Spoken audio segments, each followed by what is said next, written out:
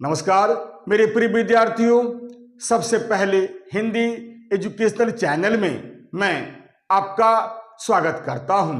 आज मैं आपके समक्ष भक्ति काल के महान संत कवि कबीरदास द्वारा रचित साखी शीर्षक पाठ के अंतर्गत एक दोहा का शब्दार्थ सहित सप्रसंग अर्थ या व्याख्या या भावार्थ को अत्यंत ही सरल भाषा में आपके समक्ष प्रस्तुत करना चाहता हूं। तो चलिए समय नहीं लेते हुए मैं इस दोहा का अर्थ आपके सामने प्रस्तुत करता हूं। इसे आप ध्यान देकर सुनने की कोशिश कीजिएगा।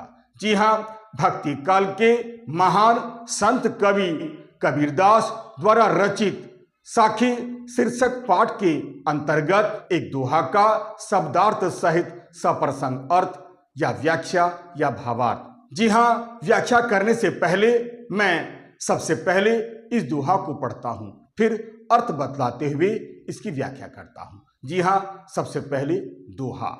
सतगुरु की महिमा अनंत, अनंत किया उपकार, लोचन अनंत उघारिया, अनंत दिखावनहार। सबसे पहले शब्दार्थ। जी हाँ, सतगुरु यानी सच्चा गुरु, महिमा यानी बड़प्पन या बड़ाई, अनंत यानी अपार यानी अनगिनत या जिसकी गिनती न की जा सके या असीम, उपकार यानी उपकार या भलाई, लोचन यानी आंख, अनंत।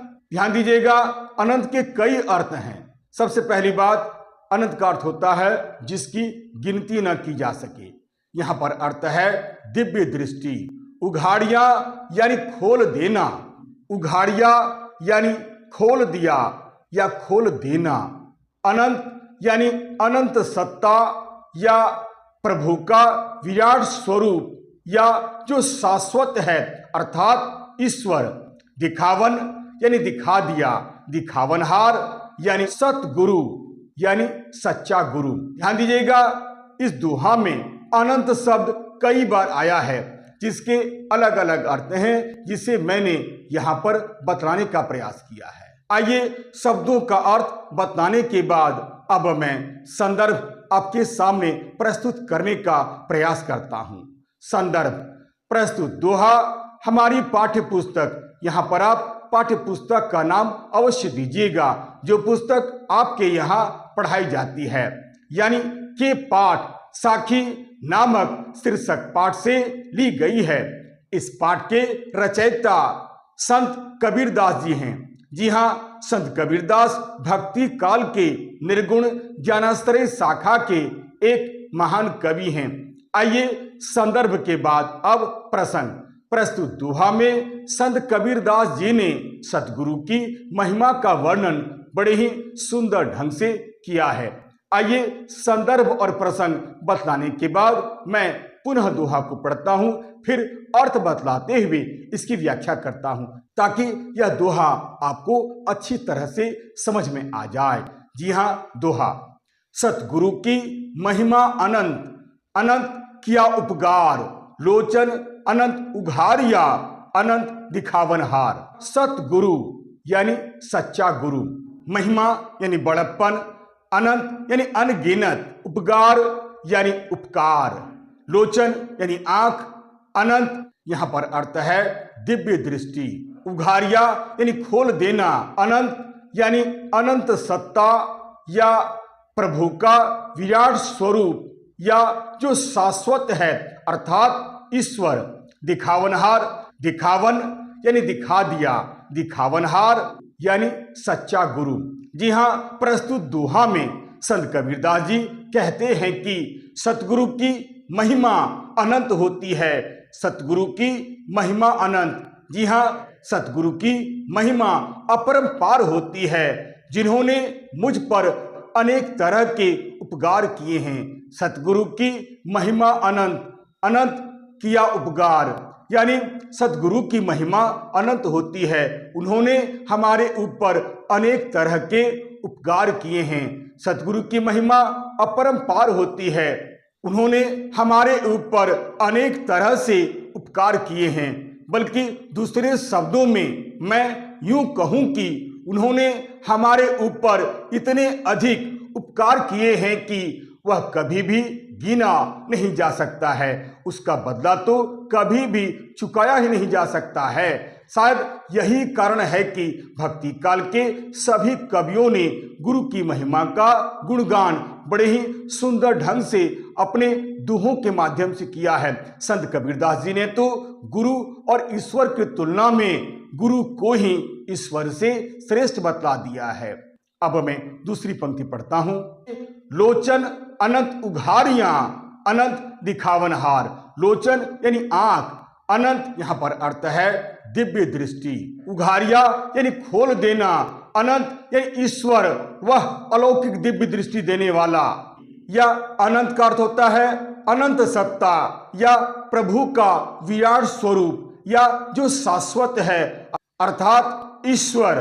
दिखावन यानी दिखा दिया, दिखावनहार यानी सतगुरु यानी सच्चा गुरु। संत कबीरदास आगे कहते हैं कि उन्होंने मुझको सांसारिक माया मोह से मुक्त कर तथा मुझे ज्ञान देकर मुझे दिव्य दृष्टि प्रदान किए हैं और उस दिव्य दृष्टि से अनंत ब्रह्म के दर्शन भी कराए हैं। अर्थात मैं सतगुरु द्वारा दिए गए ज्ञान से ही ईश्वर के विराट स्वरूप से परिचित हो सका, यानी सतगुरु की कृपा से ही मुझे अनंत ब्रह्म के दर्शन हुए हैं। यानी सतगुरु की कृपा से ही मुझे अनंत ब्रह्म के दर्शन हुए हैं। सतगुरु की महिमा अनंत, अनंत क्या उपकार। लोचन अनंत उघारिया अनंत दिखावनहार। अतः प्रस्तुत दोहा के माध्यम से संत कबीरदास जी ने यही संदेश दिया है कि सतगुरु की महिमा अपार होती है, उनकी महिमा अनंत होती है। वह हमारे ऊपर अनेक तरह से उपकार करता है। वह अपने ज्ञान के द्वारा हमारी अज्ञानता से भरी हुई आंखें खोल देता है। वह हमें माया मोह से मुक्ति दिलाकर हमें ईश्वर के दर्शन करवाता है। अतः गुरु के उपकार का बदला तो हम कभी चुका ही नहीं सकते हैं। हमें उनके उपकारों को कभी भी भूलना नहीं चाहिए। यदि हमें राह चलते सतगुरु के दर्शन हो जाए तो हमें अपने जीवन को सफल बनाने का प्रयास करना चाहिए, क्योंकि गुरु ईश्वर से भी बढ़कर होता है। आशा करता हूं आप इस दोहा का अर्थ अच्छी तरह से समझ गए होंगे। आइए अब इस दोहा में जो खास बातें बतलाई गई है उसे भी विशेष के रूप में आपके सामने प्रस्तुत कर देता हूं, ताकि ज़्यादा से ज़्यादा अर्थ आप इस दोहे के माध्यम से प्राप्त कर सकें। जी हाँ, विशेष या काव्य सौंदर्य। जी हाँ, इस दोहा में संत कबीरदास जी ने गुरु की महिमा का वर्णन बड़े ही सुंदर ढंग से किया है। संत कबीरदास जी का यह मानना है कि गुरु द्वारा दिए गए ज्ञानोपदेश से ही परमात्मा के दर्शन संभव हैं। इस दोहा में शांत रस का वर्णन हुआ है तथा यहाँ प्रसाद गुण है। ध्यान दीजिएगा, यहाँ अनंत शब्द एक से अधिक बार आया है और इस शब्द में कई अर्थ चिपके हुए हैं, इसलिए यमक अलंकार है। ध्यान दीजिएगा, अनंत का अर्थ होता है अनगिनत और दूसरा अनंत का अर्थ होता है सत्ता या प्रभु का विराट स्वरूप जो शाश्वत है, यानी ईश्वर। प्रस्तुत छंद दोहा है। प्रस्तुत दोहा में संत कबीरदास जी ने गुरु को ईश्वर से भी महान सिद्ध किया है। प्रस्तुत दोहा की भाषा पंचमेल खिचड़ी या सधुकड़ी भाषा है।